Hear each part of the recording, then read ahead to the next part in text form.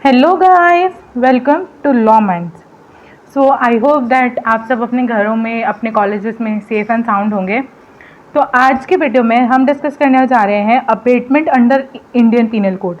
Abetment क्या होता है, कैसे होता है, क्या पनिशमेंट होती है, ये सब आज हम इस वीडियो में कवर करने जा रहे हैं। तो मैं आपसे रिक्वेस्ट करना चाहूँगी कि प्लीज़ आप सब अपने पेरेंट्स अपने साथ लेके बैठें, नहीं तो स्क्रीन पे भी आपको सारे सेक्शंस विजिबल होंगे। So without any further ado, let's get started. देखिए, अबेटमेंट को समझने के पहले आपको ये चीज़ समझनी होगी कि क्राइम के एलिमेंट्स होते हैं। ठीक है, दो मेजर एलिमेंट्स होते हैं एक क्राइम को कॉन्स्टिट्यूट करने के। पहला होता है एक्टस रियस और दूसरा होता है मेंस रियम। एक्टस रियस क्या होता है? एक्टस रियस आपका एक्शन होता है। आप जो एक ऑफेंडर है जिसने जो एक्शन करके जो किया है वो होगा उसका एक्टस रियस। और मेंस रिया जो होता है वो उसका मेंटल एलिमेंट होता है कि उसका क्राइम के पीछे क्या इंटेंशन थी। मैं आपको एक बात बताऊं कि एक्टस रियस को स्टैब्लिश करना, पनिश करना बहुत आसान होता है, लेकिन जो मेंटल एलिमेंट है, जो मेंस रिया है, वो क्या होता है, वो है ना, क्या होता है कि वो इतना ईजी नहीं हो पाता है एक क्राइम के अंदर स्टैब्लिश कर पाना। लेकिन ये एक बहुत इंपॉर्टेंट रोल प्ले करता है जब आप बात कर रहे हैं कि आपको पनिशमेंट कितनी देनी है। पनिशमेंट के अंदर इंटेंशंस जो होती हैं वो बहुत एक मेजर रोल प्ले करती है, राइट। तो इसी के रिगार्ड में क्या होता है कि एक क्राइम के, जैसा मैंने आपको बताया, दो एलिमेंट होते हैं। पहला होता है एक्टस रियस, दूसरा होता है मेंस रिया। अबेटमेंट जो है वो एक इनकोहेट क्राइम होता है। इनकोहेट क्राइम मतलब एक इनकम्प्लीट क्राइम होता है। इनकम्प्लीट क्राइम कैसे? देखिए, अबेटमेंट के अंदर एक्टस रियस किसी और का होता है और मेंटल एलिमेंट किसी और का होता है। आप सिंपली समझिए कि अबेटमेंट का मतलब होता क्या है। अबेटमेंट का मतलब होता है आप किसी को एनकरेज कर रहे हो कि वो कोई काम करे, ठीक है। यानी मेंटल एलिमेंट एक बंदे का और जो एक्शन कर रहा है वो दूसरा बंदा कर रहा है। तो अब आप इस सिचुएशन के अंदर बताइए कि है ना, कि आप जैसा बोल रहे हो कि है ना मेंटल एलिमेंट तो पनिशेबल ही नहीं होता है, राइट।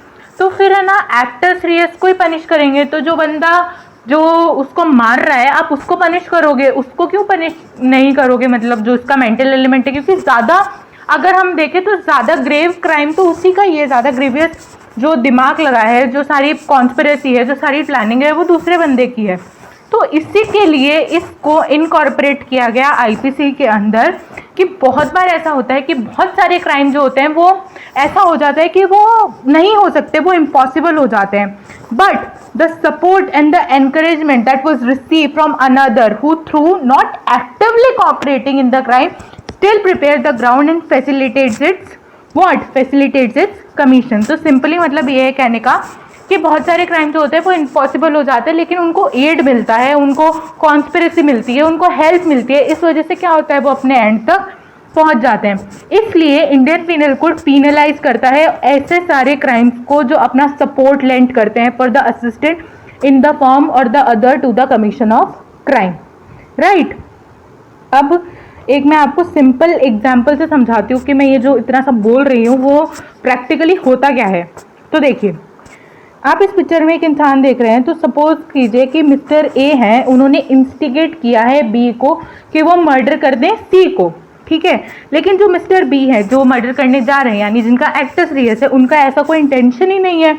तो इसमें आप मुझे ये बताइए कि फिर आप किसको पनिश करेंगे? तो इसके अंदर ए का जो मेंटल एलिमेंट है और बी का जो एक्टस रियस है, वो दोनों क्या हो जाएगा? वो दोनों पनिशेबल हो जाएंगे। तो अबेटमेंट के अंदर जो अबेटर होता है उसका मेंस रिया होता है, यानी उसका इंटेंशन होता है, उसका मेंटल एलिमेंट होता है, और जो एक्टस रियस होता है वो एक अनदर पार्टी का होता है। इसलिए मैंने आपको बताया कि ये क्या होता है, ये एक इनकोहेट क्राइम होता है, राइट। तो अब आप देख सकते हैं कि अबेटमेंट का डेफिनेशन मैंने इसमें मेंशन कर रखा है। Abetment means the instigation of a person to do और not to do an act. अब नॉट टू डू मतलब सपोज कीजिए आप कोई है ना, वो है क्या है, एक है ना पब्लिक सर्वेंट है जिसकी ड्यूटी है, ठीक है, चोर को पकड़ना, लेकिन आपने उसको इंस्टिगेट करा है कि आप चोर को मत पकड़ो। तो आपने क्या किया, उसको नॉट टू डू करने पे वो करा ना, इंस्टिगेट किया, इसलिए वो भी इसके अंदर कॉन्स्टिट्यूट होगा। An act in a certain way or aid given by some person to another either of his own accord or under instigation in doing an act which is an offence, तो मतलब आपने उसको इस तरीके से instigate किया है, motivate किया है, एड प्रोवाइड किया है, कॉन्स्पायर किया है, कुछ भी ऐसा किया है कि आप उस क्राइम के पार्ट हैं, तो आपको अबेटमेंट के अंदर आपको पनिश किया जाएगा, राइट। अबेटमेंट के क्या होते हैं? अबेटमेंट के 3 एसेंशियल्स होते हैं। मैं आप करके बोल रही हूँ, प्लीज़ आप इसको ऑफेंसिव नहीं होइएगा, it's just like the way I am trying to explain it to you, right. तो आपकी जगह अब मैं ध्यान रखूँगी कि हम ऑफेंडर या ऐसा कोई वर्ड यूज़ करें, राइट। तो एसेंशियल्स ऑफ अबेटमेंट क्या होते हैं? आपको पता है कि आईपीसी के अंदर किसी भी क्राइम के एसेंशियल्स बहुत ज़्यादा इंपॉर्टेंट होते हैं। They are like a checklist which have to be ticked, like each box need to be have to be ticked in regard to prove the crime, क्योंकि क्राइम जो है वो क्या होना चाहिए, वो बियॉन्ड रीजनेबल डाउट प्रूव होना चाहिए। 99.99% भी रह जाता है तो still there is a chance, there is a scope, there is a room of doubt, तो इसके बिहाफ पे ऑफेंडर जो होता है वो छूट जाता है। तो इसके एसेंशियल्स क्या होंगे कि वहाँ पे एक अबेटर होना चाहिए, वो अबेट करना चाहिए। अबेट मतलब आपको मैं बोल रही हूँ इंस्टिगेट, प्रोवोक, एनकरेज, एड, कोई भी टर्म आप यूज़ कर सकते हैं, ठीक है। और वो क्या करना चाहिए, वो उसने उस ऑफेंस को कमिट करने के लिए अबेट करा होना चाहिए, राइट। तो अब हम सेक्शंस के साथ बात करते हैं। अब आईपीसी का जो सेक्शन 107 और 107 से लेकर 120 है, वो अबेटमेंट का ही सेक्शन, अबेटमेंट का ही चैप्टर है, और वो हमको प्रोवाइड करवाता है वेरियस पनिशमेंट से, क्योंकि IPC is all about the punishment that is provided for various number of crimes. तो वो पनिशमेंट भी आपको प्रोवाइड करेगा, साथ साथ में आपको सारी डेफिनेशंस वगैरह भी प्रोवाइड कराएगा, राइट। तो अबेटमेंट 107 क्या बोल रहा है? A person abets the doing of a thing who, देखिए इसमें 3 चीजें हैं, 3 तरीके हैं, चीजें नहीं है, 3 तरीके हैं। पहला, instigate a person to commit a offence, ठीक है, उसने इंस्टिगेट किया है एक पर्सन को to commit a offence. Engage with one or more person in conspiracy to commit an offence, मतलब वो 2 से ज़्यादा लोगों के साथ क्या हुआ है, एंगेज हुआ है उस कॉन्स्पिरेसी को कमिट करने के लिए, और उसने इंटेंशनली एड प्रोवाइड किया है to a person by an act or illegal omission to commit an offence, or illegally omits the doing of an act. मतलब कहना ये चाह रहे हैं कि मतलब उसने इंटेंशनल एड प्रोवाइड करी है, अनइंटेंशनली नहीं, उसने इंटेंशनल एड प्रोवाइड करी है for a commission of a particular crime, right. So ये क्या हो जाएगा, ये हो जाएगा हमारा अबेटमेंट, ठीक है। अब मैं आपको बताऊं, हम एक एक करके इन तीनों मेथड्स को डिस्कस करने वाले हैं। तो सबसे पहले इंस्टिगेशन क्या होगा? सिंपली इंस्टिगेशन मतलब उकसाना। तो इंस्टिगेशन के मतलब देखिए कुछ भी हो सकता है, प्रोवोक करना, सजेस्ट करना, हिंट करना, ठीक है, आप किसी तरीके से एनकरेज करना, तो वो आपका क्या आ जाएगा, वो आ जाएगा आपका इंस्टिगेशन के अंदर।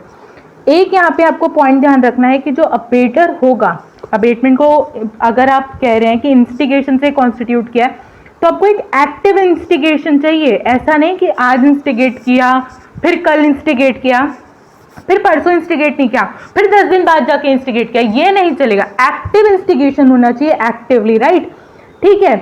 और है ना, मतलब वो जो देखिए, अब इसमें ऐसा होता है कि the abettor must actively instigate the abetted person to commit an offence, words uttered in a fit of anger or omission without an intention can't be termed as abetment. For example, मेरी किसी से लड़ाई हुई, मेरी mister x से लड़ाई हुई, और मैंने उनको बोला कि ठीक है जाओ जाके मर जाओ, तो इसके अंदर मेरा इंटेंशन नहीं है, मैंने गुस्से में बोला, मेरी लड़ाई हुई है, मेरा कोई इंटेंशनल नहीं है सच में ऐसा कि वो जाके मर जाए, लेकिन वो मर जाते, तो क्या मुझे अबेटमेंट में चार्ज करोगे? बिल्कुल नहीं। फिट ऑफ एंगर में बोला मैंने मेरा इंटेंशन यहाँ पे ओमिटेड है, ठीक है। अब देखिए, इंस्टिगेशन है, डायरेक्ट भी हो सकता है और इनडायरेक्ट भी हो सकता है। डायरेक्ट कैसे होगा? जाके उसका मर्डर कर दे, ऐसे करके आपका डायरेक्ट होगा। और इनडायरेक्ट क्या होगा?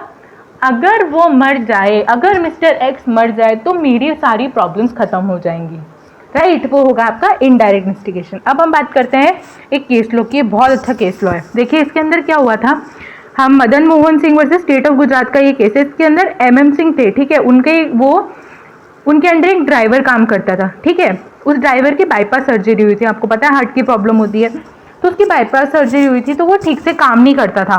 एक दिन उसने क्या किया, उसने सुसाइड कमिट कर लिया, ठीक है। उसने सुसाइड नोट जो लिखा, उसमें कंप्लीटली उसने क्या किया, मदन मोहन सिंह को ब्लेम किया। उसने कहा कि है ना, वो उसको हरास करते थे, हमेशा उस पर गुस्सा होते रहते थे, उसको है ना हमेशा ऐसे बोलते रहते थे कि मैं तुम्हें नौकरी से निकाल दूंगा, मैं तुम्हें नौकरी से निकाल दूंगा। लेकिन इसके अंदर क्या हुआ था ना कि जो सुसाइड का कमीशन ऑफ डेट था, मतलब जो सुसाइड नोट जो उसके अंदर उन्होंने ये सब लिखा था, वो था 4/2/2008 का, और जो डेट ऑफ डेथ थी वो थी 23/3/2008 की। तो इसमें 17 दिन का डिफरेंस था, राइट। तो आप मुझे एक बात बताइए, बहुत बार ऐसा होता है सुपीरियर्स होते हैं अपने जूनियर्स को डांटते हैं, तो क्या इसका मतलब ये होता है कि सारे जूनियर जाके सुसाइड कर लेते हैं और उन पे सुसाइड नोट लिख के अपने सीनियर को ब्लेम करते हैं? तो यही कोर्ट का इस केस के अंदर भी रीजनिंग था, और इसके लिए उन्होंने क्या किया, एमएम सिंह को लाइबल हेल्ड नहीं किया for the abetment of suicide. ठीक है, अब मैं आपको एक बात बताती हूँ कि a person, like I'm taking a person, is said to instigate another one when he incite, urge, encourage, goods, solicit or provokes him to do an act which is prohibited by law, which means that abatement is something which you have to do to commit something which is unlawful, which is against the law, which is prohibited by law. By law means by any law of this land, right? Which can be even punishable in IPC or in under any of the act which is in practice in India, right? Now, अब आप मुझे एक बात बताइए कि है ना, ए ने बी को बोला, ठीक है, मैं जाके सी को मार दूंगा, एंड बी रिप्लाई करता है कि जा चक जो कर ले तेरी मर्जी, जा सिमरन जी ले तेरी जिंदगी, राइट। तो अब मुझे एक बात बताइए, इस पे जाके क्या किया है कि है ना, उसने जाके मर्डर कर दिया सी का, ए ने, ठीक है। तो अब इसके अंदर हम ये नहीं बोलेंगे ना कि बी लाइबल है, क्यों? क्योंकि उसने सिंपली बोला जो करना है करो। तो इसका मतलब ये नहीं होता ना कि वो उसने उसको अबेट करवाया, उसका तो वो इंटेंशन ही नहीं था, होगा भी पर उसने कुछ एक्टिव उसमें नहीं दिया है, इस वजह से ये क्या नहीं होगा, एक अबेटमेंट कॉन्स्टिट्यूट नहीं होगा। अब एक और केस है क्वीन वर्सेस मोहित का, 1871 का केस है, बहुत पुराना केस है। ये केस है आपका सती वाला केस। इसके अंदर क्या हुआ था कि है ना, उनके हस्बैंड की डेथ हो गई थी और वो सब जा रहे थे उनको उनके फ्यूनरल में उनको ले जाने के लिए, कहाँ पे, उनका बरियल के लिए, उनको जहाँ पे भी जो भी उनका था वो ले जा रहे थे। तो वो जो विमेन थी वो उनके साथ जा रही थी उनके डेथ बेड पे जलने के लिए, और जितने भी लोग थे कि तुम बहुत अच्छा कर रही हो, तुम मतलब है ना, तुम अपने हस्बैंड के साथ जा रही हो, तुम अमर हो जाओगी, blah blah, all that stuff was being said by different people over there in the funeral of that person. So in regard with these words, in regard taking these words into consideration, that woman committed suicide by sitting on the pyre of his husband. Now tell me, will it be charged as a abatement to suicide? Definitely yes, because all these persons were encouraging that woman to do such thing. If some of them, yeah, any of them tried to stop him, then it would be like a chance that she did not commit so, but they all were in, you know, in active instigation to make that woman to sit on her husband's pyre. So that what happened, and that all these you know, that procession and everybody was held liable, right, for the commission of the suicide of that lady. Now अब हम बात करते हैं कि conspiracy के साथ abetment हो रहा है। देखिए, कॉन्स्पिरेसी आपको पता है एक और सेक्शन भी बात करता है, बताइए कौन सा सेक्शन है? जी हाँ, वो सेक्शन है 128A ऑफ IPC, ठीक है। अब मैं आपको एक बात बताऊं कि इन दोनों के अंदर एक डिफरेंस है, राइट। जो क्रिमिनल कॉन्स्पिरेसी है which is provided under 128 of the code, it is for the agreement to commit an illegal act and it is considered as a substantive offense. But abatement to conspiracy, which we are studying right now under this section, it is that some overt act or some illegal omission is required after the formation of that agreement. मतलब conspiracy तो अपने आप में वो है, punishable है, लेकिन इसके अंदर एक्ट होना चाहिए, राइट। मतलब ऐसा नहीं है कि मतलब कुछ करा होना चाहिए तभी आप उसको पनिश करोगे कॉन्स्पिरेसी के साथ। समझ रहे हो मेरे कहने का क्या मतलब है? ठीक है, अब मैं आपको एक बात बताती हूँ कि है ना, क्या एग्जाम्पल होगा। तो सर्वेंट है, ठीक है, उसने क्या किया, उसने थीव्स के साथ जाके कॉन्स्पिरेसी करी कि तुम रात को आना, मैं गेट लॉक नहीं करूँगा। तो ये क्या हो जाएगा, ये आपका हो जाएगा अबेटमेंट बाय कॉन्स्पिरेसी, ठीक है। नाउ मैं आपको एक चीज़ बताती हूँ कि if a person is said to abet the commission of an offence by conspiracy and if he enters into an agreement with one or more person to do a legal act by illegal means or to do an illegal act, and some act is done in pursuance of their of, right. मतलब आप ये देख सकते हैं कि मैंने यहाँ पे जो लिखा हुआ है यही मैंने इसको रीड करा है, और आई होप मैं कॉन्स्पिरेसी के साथ जो अबेटमेंट है उसके साथ मैं क्लियर हूँ, ठीक है। Now abetment by aid, right. If अब इसके अंदर क्या होगा कि है ना, आपने एड प्रोवाइड करी है, आपने मदद प्रोवाइड करी है, ठीक है। If either to prior commencement of the act or at the time of commission of the act, right. आपने ना कुछ ऐसा प्रोवाइड करा है जो उस क्राइम को फैसिलिटेट होने में हेल्प कर रहा है, राइट। तो ये क्या हो जाएगा आपका अबेटमेंट बाय एड हो जाएगा। फॉर एग्जाम्पल मिस्टर एक्स को आपने तलवार दी है मिस्टर बी को मारने के लिए, तो वो क्या हो जाएगा आपका अबेटमेंट हो जाएगा, कॉन्स्टिट्यूट हो जाएगा बाय एड के साथ, राइट। अब इसके बाद आती है हमारी एक्सप्लेनेशन। बहुत सारे एक्सप्लेनेशंस हैं। तो देखिए, अब मैं आपको एक बात बताऊं। सबसे पहली बात तो ये है कि एक स्पेक्टेटर है ना, वो अबेटर नहीं होगा, ठीक है। क्योंकि है ना, अगर वहाँ पे इलीगल ओमिशन नहीं है, सपोज एक पुलिसमैन है, उसने चोर को नहीं पकड़ा, तो वो अबेटमेंट में लाइबल होगा क्योंकि उसकी ड्यूटी थी। He was under obligation and he has done a illegal omission of his duty. But a normal, a prudent, a simple or a reasonable man who is just standing there by and he have not chased the thief, then he will not be held liable for abatement because he was just a mere spectator and it was not his, he was not under a legal duty to fetch that thief, right? Now अगर mister A ने instigate किया B को murder करने के लिए और B नहीं मरा, it doesn't mean that it would not constitute into a offence of abetment, right. Incomplete crime है, पूरा कमिट नहीं हुआ है, तो भी अगर ऐसा हो रहा है तो क्या हो जाएगा, वहाँ पे एक अबेटमेंट हो जाएगा, ठीक है। Now abettor is still liable if the abetted is incompetent to commit crime. For example, abetted is incompetent to commit crime से मेरा ये मतलब है कि है ना, एक छोटे बच्चे को आपने दिया है कुछ ऐसा कि वो किसी को, वो बच्चा पागल है या कोई पागल ही इंसान है, ठीक है, उसको आपने गन दे दी कि आप शूट कर दो उसको, तो वो still you will be held liable as abetment because that person has not a reasonable understanding what the action means, right. कि वो अगर वो गोली को फायर कर देगा तो वो किसी की जान ले लेगा, उसमें इतनी अकल नहीं है, still you will be held liable because you have abetted an incompetent person to commit a crime, right. उसके बाद abatement of an abatement is also crime, like provoking someone to commit, like someone is not something I'm talking about that you are, someone is abating Mr. X to abate Mr. B so that he can murder Mr. C, right? Are you getting my point? I'm trying to say that abatement of an abatement is also a crime, right? It is not necessary that conspiracy is with the person who commits the crime. Suppose I was talking about the conspiracy is also one of the factor or one of the type, one of the method through which you can constitute the offense of abatement. So I am trying to say that conspiracy with another person who is not gonna do the actual crime is also constitute a what? It's also constitute a crime. Now the first explanation which is mentioned here is the abatement of an illegal omission of an act may amount to an offense although the abater himself is not bound to do the act, like right now I have said to you about the thief and the police officer and the fetching scenario that who will be held liable and who will not be held liable. The second explanation is whoever either prior or at the time of the commission of the act does anything in order to facilitate of that act and thereby facilitate the is said to aid the doing of that act. It is very simple. It is just saying that at the time or before or after the time someone is aiding, helping to facilitate that crime will be held liable as under the section of abatement.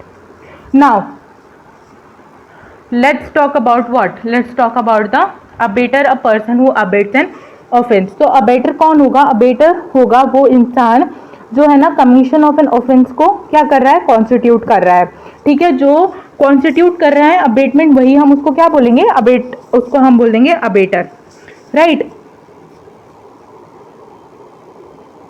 और उसके पास देखिए क्या होना चाहिए, उसके पास intention और knowledge होना चाहिए, उसको पता होना चाहिए कि वो क्या कर रहा है, okay.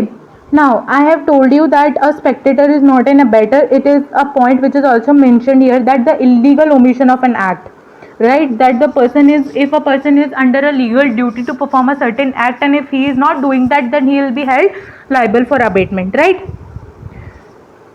I have told you this one also right now, that it is not necessary that the crime is complete. Suppose I have abated someone to commit a murder and the murder is not completed, then it doesn't mean that I have not committed an offense. I have committed an offense although the murder is not completed.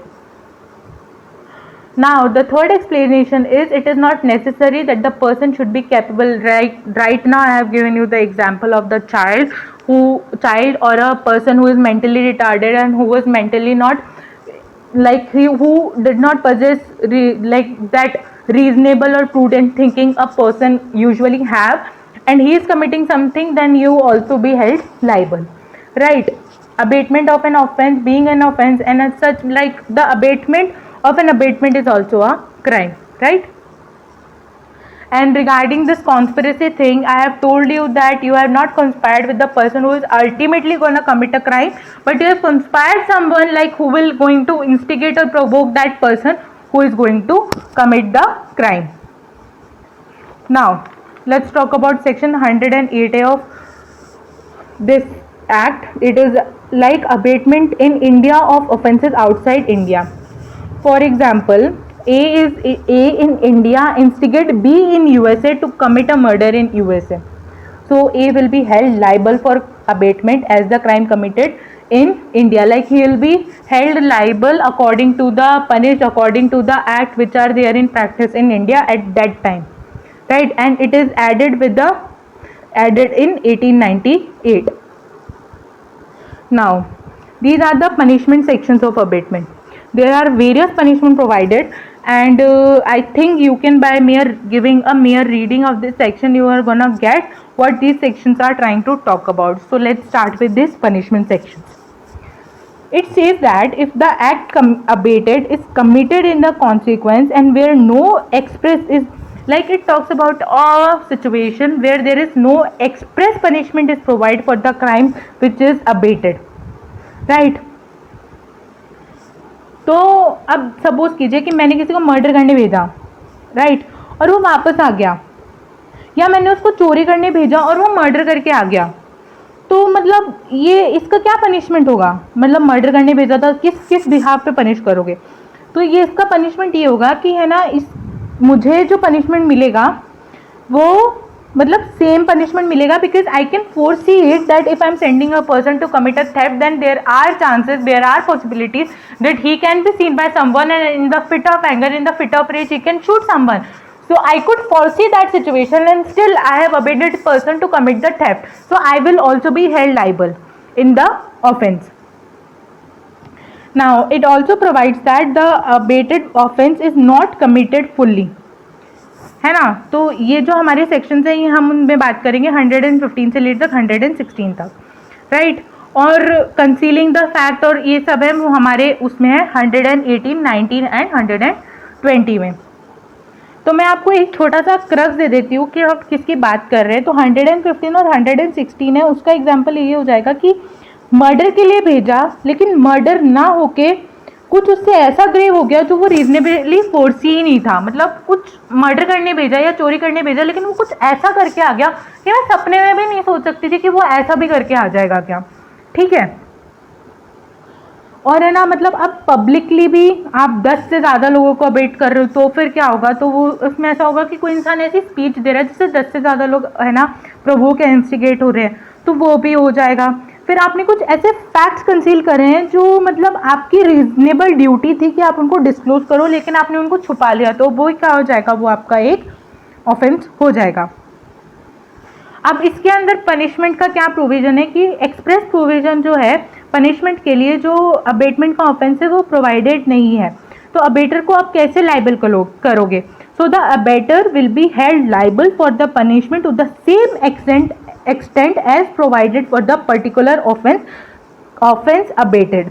ठीक है? मतलब आप उसको उतनी punishment दोगे जितनी उसको मिलनी चाहिए थी अगर वो ऑफेंस क्या कर लेता, वो ऑफेंस को कमिट कर लेता, क्योंकि मैं आपको बोल ही रही हूँ ना कि ये ऐसी चीज़ें हैं जो इम्पॉसिबल हो सकती थी जस्ट बिकॉज उस इंसान को मदद मिली, इंस्टिगेट किया गया, उसको प्रोवोकेशन मिला, इसलिए वो सब कमिट हो पाया।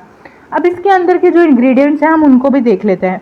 इसके अंदर इंग्रेडिएंट ये होगा कि there must be abetment of an offence. सबसे पहले पनिशमेंट कॉन्स्टिट्यूट करने के लिए सबसे पहले तो क्या ही होना चाहिए, अबेटमेंट होना चाहिए। The act abetted must have been committed in consequence with the abetment, मतलब मर्डर करने भेजा तो मर्डर ही करके आओ, कुछ और करके मत आओ। There must be no express provision in the code for the punishment of such abetment, उस पर्टिकुलर अबेटमेंट के लिए कोई पर्टिकुलर सेक्शन नहीं बात करना चाहिए। ये क्या हो जाएगा आपका, वो हो जाएगा आपका 109 के अंदर पनिशेबल हो जाएगा। उसके बाद आएगा आपका 110, punishment of abetment if person does act with different intention from that of a abettor.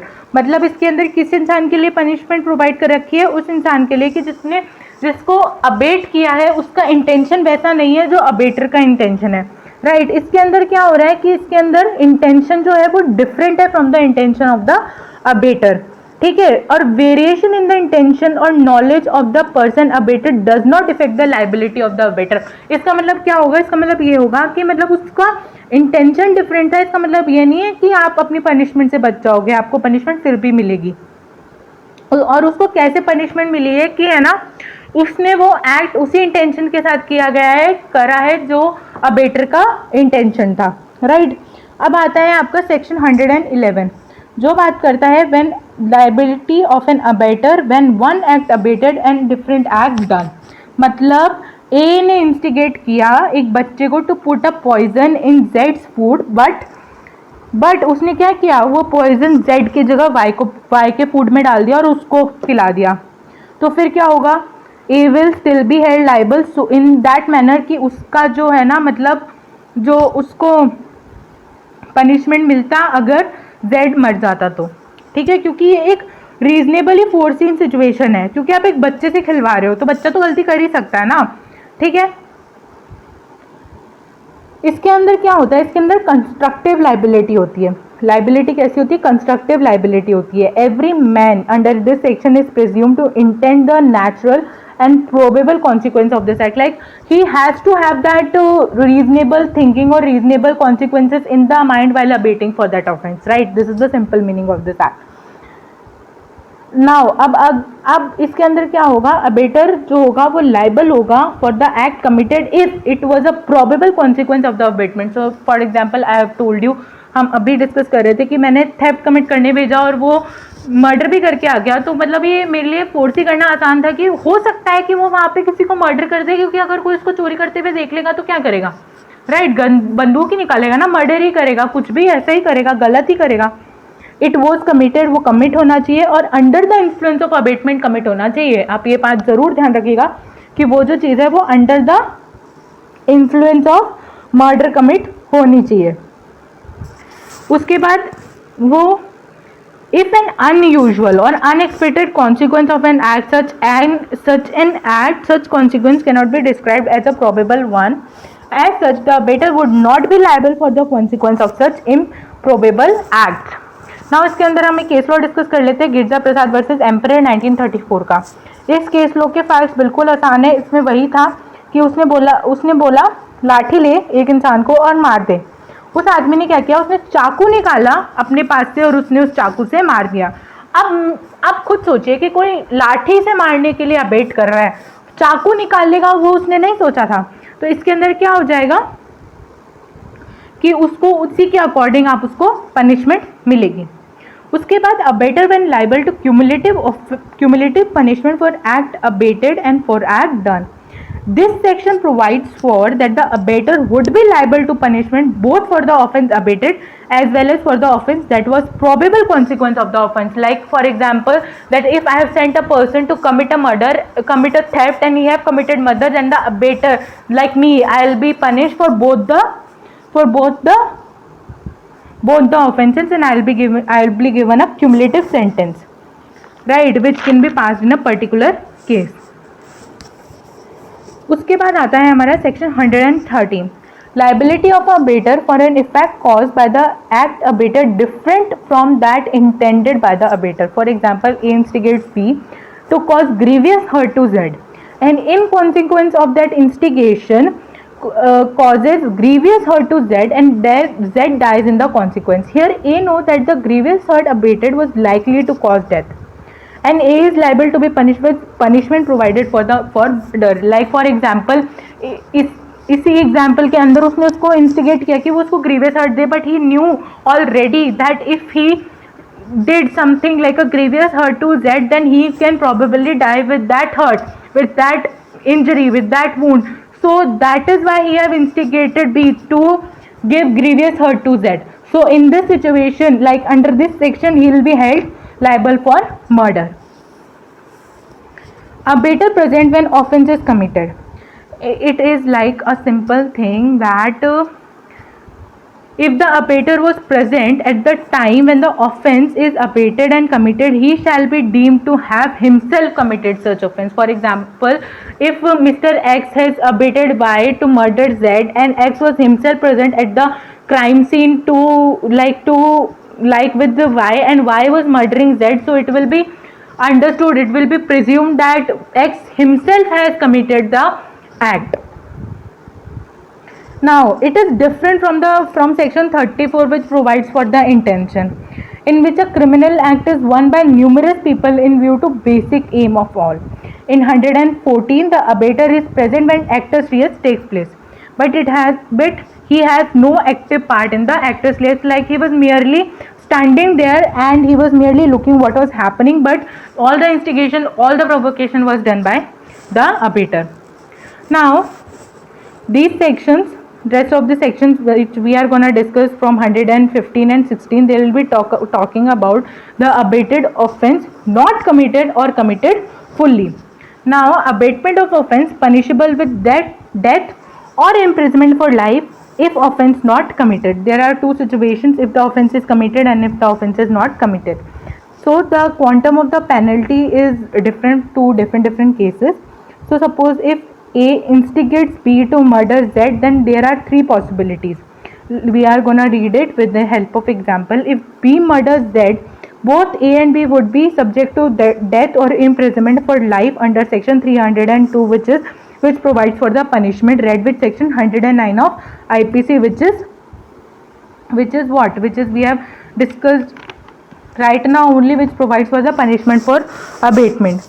Now the second scenario is if the offense is not committed, and A would be liable to imprisonment for a term which may extend to 7 years. So offense not committed up to 7 years plus fine. And if the hurt is caused to Z in pursuance of the abatement, A could be held liable for imprisonment for a term which may extend to 14 years and to fine. So in the third situation, up to 14 years plus fine. Now section 16. Section 116, abatement of offense punishable with imprisonment if offense be committed. Punishment in these cases of abatement of offense is punishable with imprisonment when the offense is not committed.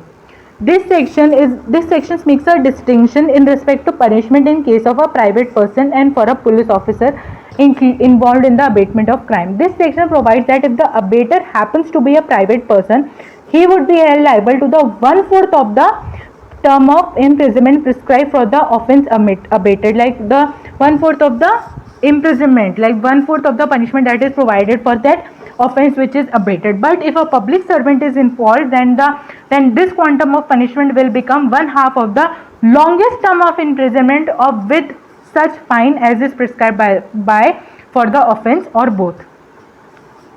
Now let's talk about abating an offense by a public, like it is a cumulative offense which is committed by more than 10 persons, or it's a group offense or a public offense.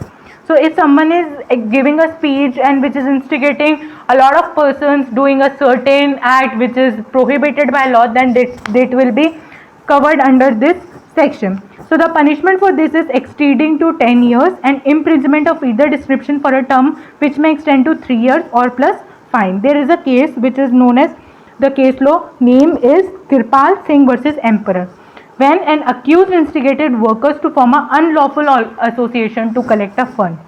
So in this situation, he will be held liable. In this section, a doctrine of harmonious construction is applied, because the abater would be held liable under section 15 in so that harmonious construction means उन्होंने group बना के offence commit किया है, तो क्या हो जाएगा उनका हारमोनियस कंस्ट्रक्शन करके उनका ये 117 में कवर हो जाएगा। अब बारी आती है concealing of the facts which should be uncovered, right, for the facilitation of like various legal things. So in this section it provides for concealing the design to commit offense punishable with death or imprisonment for life. There must be an obligation in order to be punishable must be an intentional act, or at least with the knowledge that it will help in commission of a crime. The concealment would designed to commit offense punishable with death or imprisonment for life. In case of offences committed in pursuance of concealment, the accused is liable to punishment with imprisonment of either description, which may extend to 7 years and fine, and if the offence not committed, with 3 years of imprisonment and fine. It means that simply means that offence committed then up to 7 years and offence not committed up to 3 years. Section 119 provides for public servant concealing designed to commit a fact, like the public servant is concealing some fact. So he is be punishable with death or life imprisonment if the offence committed, the crime is if punishable with death or life imprisonment, then the abater will be punished for up to 10 years of imprisonment. And if the crime is punishable with other than death or life imprisonment, offence is committed, then 1/2 of the longest term of imprisonment, fine or both. And if the offence not committed, then 1/4 of the longest term of imprisonment plus fine or both. 120 provides for concealing designed to commit offence punishable with imprisonment. So it simply provides for offences committed 1/4 longest term of the imprisonment, and if not committed 1/8 of the punishment prescribed by that offence. So I know it was a long video and I have tried to clear all your doubts, all your dilemmas which you are having regarding the concept of abatement under IPC. If you have any doubt, I would be happy to answer. Please leave your doubts in the comments box. I would be happy to meet you again and see you again in the another video. If you feel that this video is able to add some value to your life, then please do not forget to like, share and subscribe Law Minds. Thank you so much. Hope to see you soon in another video.